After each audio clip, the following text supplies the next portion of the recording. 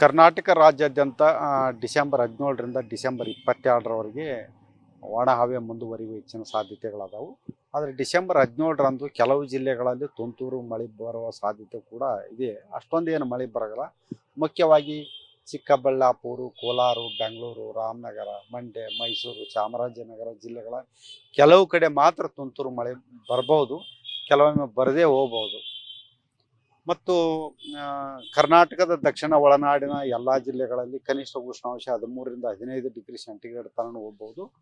ಮತ್ತು ಬೆಂಗಳೂರಿನಲ್ಲಿ ಕೂಡ ಕನಿಷ್ಠ ಉಷ್ಣಾಂಶ ಸುಮಾರು 14ರಿಂದ 15 ಡಿಗ್ರಿ ಸೆಂಟಿಗ್ರೇಡ್ ತನಕ ಹೋಗುವ ಸಾಧ್ಯತೆಗಳಾದವು.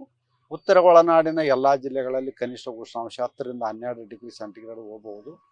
ಮತ್ತು ಬೀದರು, ಕಲಬುರಗಿ, ಯಾದಗಿರಿ, ವಿಜಯಪುರ ಜಿಲ್ಲೆಗಳಲ್ಲಿ ಮುಂದಿನ 2 ದಿನಗಳವರೆಗೆ ಶೀತ ಗಾಳಿ ವಾರ್ನಿಂಗ್ ಕೂಡ ಕೊಡಲಾಗಿದೆ.